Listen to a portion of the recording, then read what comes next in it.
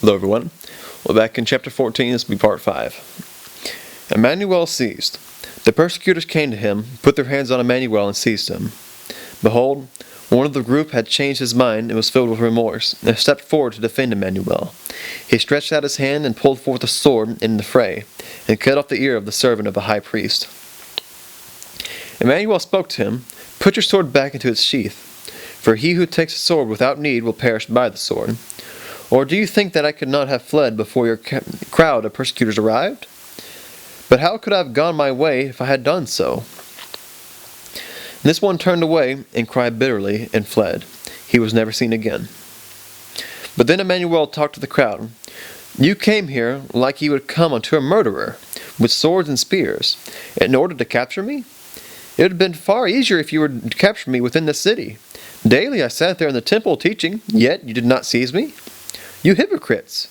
You must have been afraid of the people, and therefore you come to take me like thieves, so that you can throw me into prison in darkness and not within the sight of the people. Verily I say to you, darkness will be light, and your deed will be in everyone's mouth, and you will be accused for eons of time to come." I got something to say on this one. All these things our government are doing to all these people, hidden or not, everything this darkness our governments are doing to us, every government, every secret, will become to light. And they can't stop it. Same with these truths. They came to light, didn't they? After 2,000 years it took, and he prophesied that, but it happened. And it'll happen again. Thereupon Simon the Pharisee spoke and said, "Your sayings are stupid, and filled with lies. For why should we be afraid of the people? You taught the people falsely, and called our laws lies, and for that you will suffer. You thought we could not catch you, and bring you to trial for your transgressions, but you were mistaken therein. For one among you, who was with you, yet was not of your persuasion, has betrayed you for 30 pieces of silver. That one is Judas Iscariot." And so the lie began. They had been put together. And I'd always like to make mention on this one, that earlier on, you've seen in the earlier chapters, that they had took Judas's original writings. So they had it. You got to think, after they killed or crucified, however they actually died, on the other disciples, who do you think got those books? Think about it. Whose hands did they wind up in? The churches and everyone else's who corrupted them. And why did they burn all the altars to how their story went and how they put it together?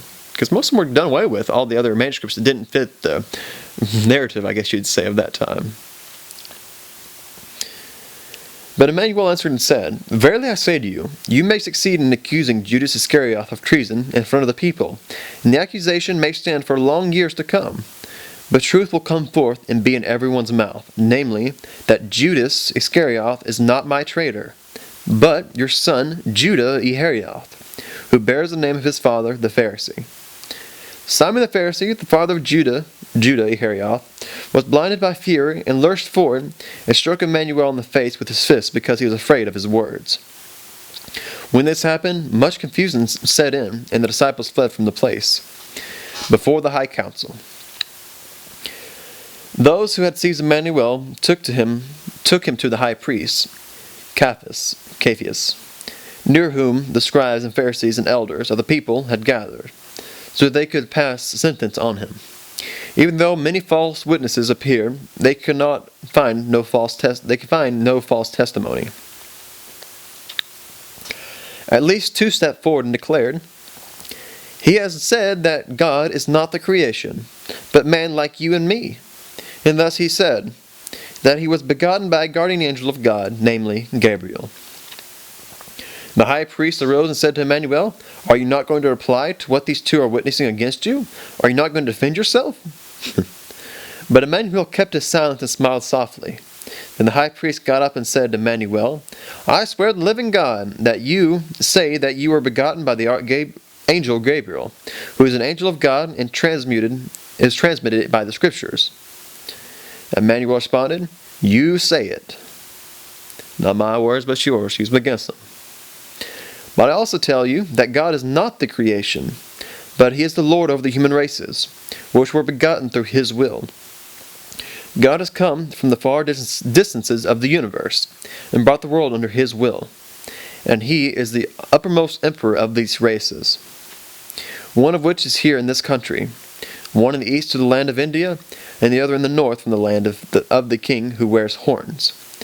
as far as the sea where ice mountains drift free in the waters. But there are 7 human races which live in all of the different directions of the wind, from one end of the earth unto the other. God is also Lord over them, even though they serve others who are also not of this earth. For those ones are known by different names, for their language is greatly different. If you consider God as the creation, you're mistaken. And I say to you, if you considered Christ as God, you are also mistaken and violating the truth. For since you and I are human, God is also of humanness, except that he is spiritually perfection and infinite in his abilities, and infinitely more advanced than any of the human races created by him. God and his celestial sons are other human races. They have come from the stars and their machines, which travel the universe and appear to be made of metal, but immeasurably higher than God and his celestial sons,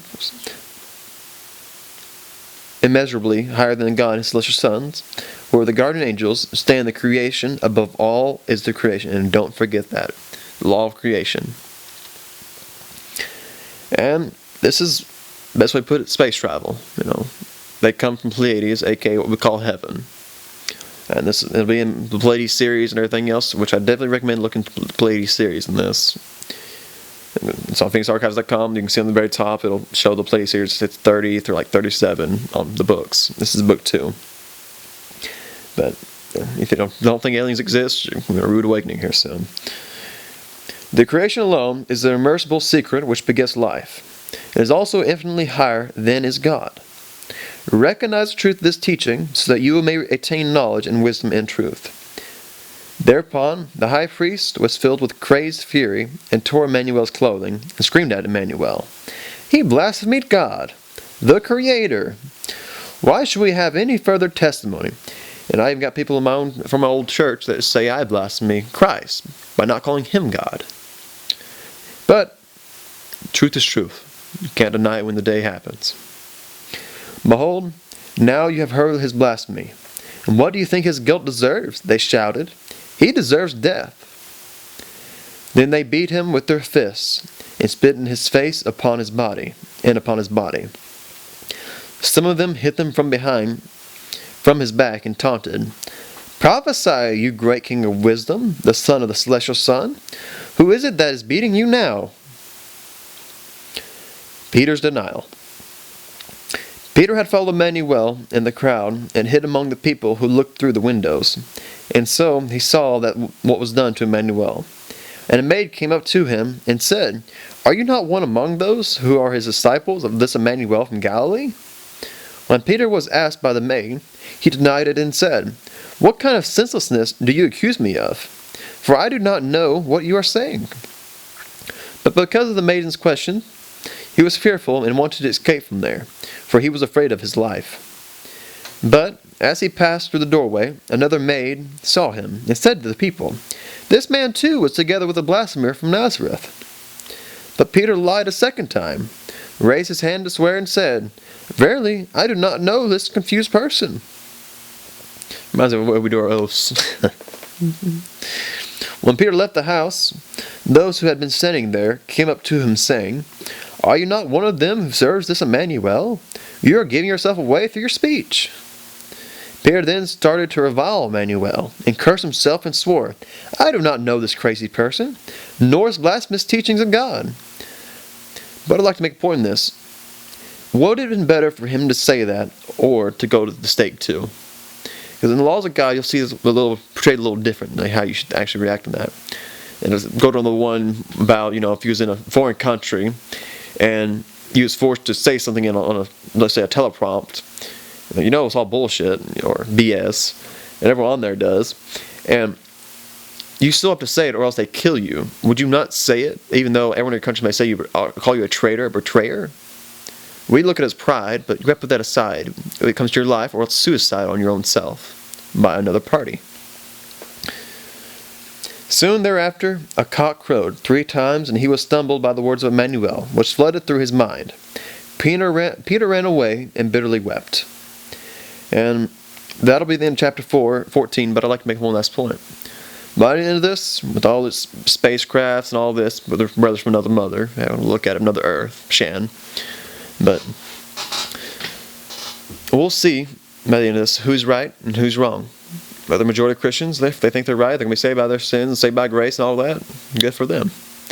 But if they're not, let's see how quick they'll accept the truth. Or see if they'll die fighting for it like they think they will. That'll be all for today.